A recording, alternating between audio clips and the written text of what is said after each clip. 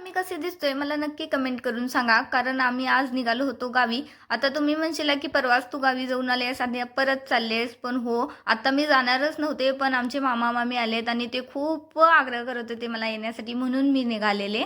आणि रेल्वेनं जात होतो कारण अहो पण सोबत होते आणि शेवटी मिरज जंक्शनवरती आम्ही पोहोचलो. आणि खूप जास्त ऊन होतं आणि त्यात मी साडी नेसलेली आणि एवढं भयंकर गरम होत होतं ना, काय सांगू. कसंबसं आम्ही घरापर्यंत पोहोचलो आणि गेल्या गेल्या पहिल्यांदा मी साडी आधी काढून ड्रेस चेंज करून घेतला कारण खूप जास्त गरम होतं. आणि आधीच मला मामा मामी बोलवत होते म्हणजे 2-3 दिवस, कारण ते आजच निघणार होते आणि मी ते निघण्याच्या आधीच 1 तास म्हणजे मी घरी आले होते.